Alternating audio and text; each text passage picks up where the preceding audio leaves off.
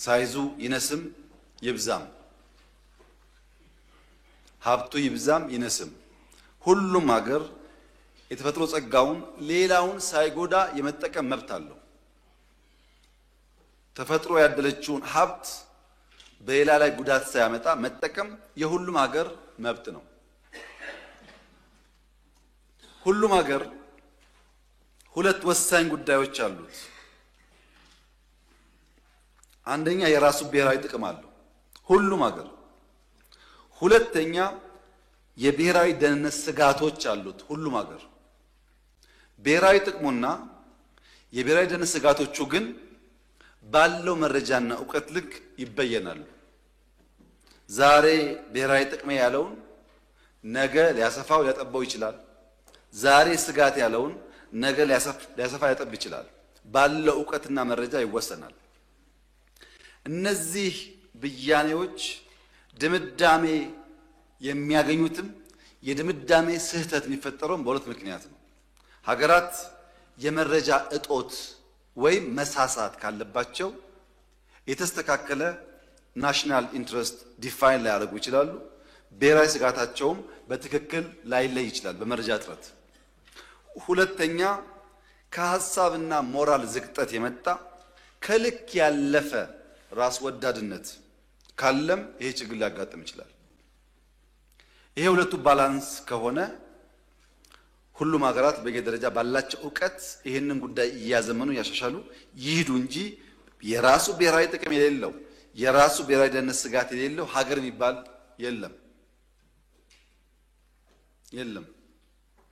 የኢትዮጵያ ብሔራዊ ጥቅም በሚመለከት የተከበረው ምክር ቤት እንዲገነዘብ የሚያስፈልገው ኢ-ርትዓዊ ኢ-ፍትሃዊ የበደል የመጨረሻው በደል የተፈጸመበት ሀገር ነው ኢትዮጵያ።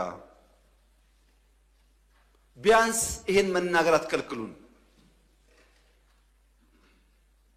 ጦርነት የለም ማለት የቶክስ ድምፅ አይሰማም ማለት አይደለም።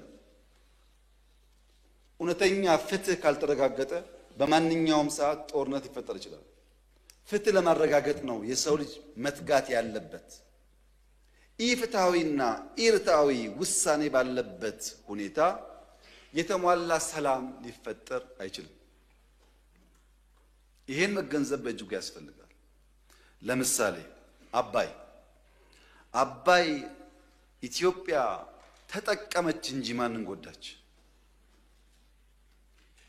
ኢነርጂ አምረትን እንጂ መች ውሃ ከለከልን? የመጠቀም መብትማ ዓለም አቀፍ ሕግ ነው፣ መብታችን ነው። እኛም ማንችለው መጉዳት ነው።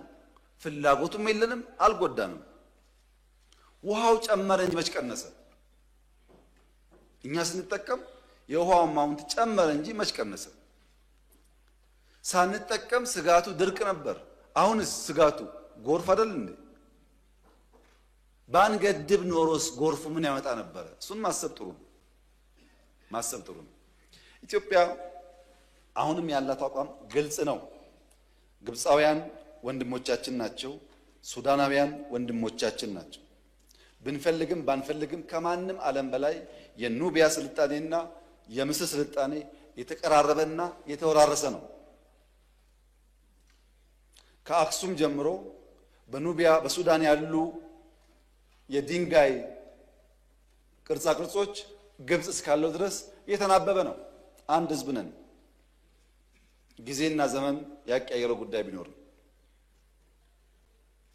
የሚሻለን መኖዋን የምትሻዋን ላም በቂ መኖ እያቀረቡ በቀጣይነት ማለብ ነው እንጂ ላሟን መኖ ነፍጎ ወተት ለባለ መወከር አያዋጣም።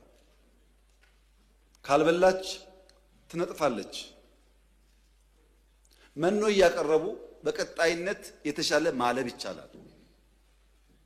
የኔ ፍላጎት የእናንተም ፍላጎት የመላው ኢትዮጵያ ፍላጎት ብዬ የማስበው ኢትዮጵያ፣ ሱዳንና ኢጅፕት ከ300 ሚሊዮን ያላነሰ ህዝብ አላቸው።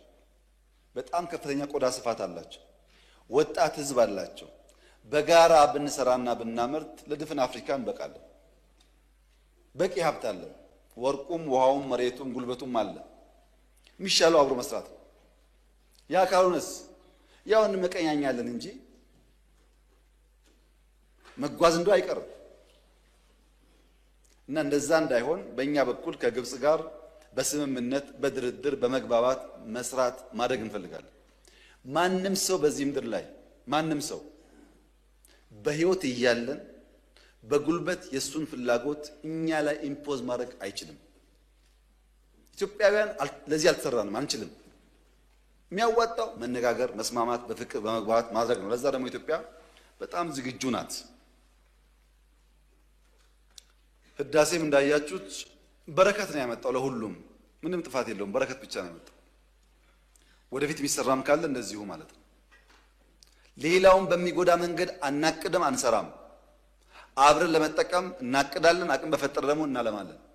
ይሄ መጠቀም እንጂ መጉዳት በውስጡ የለበትም ማለት ነው።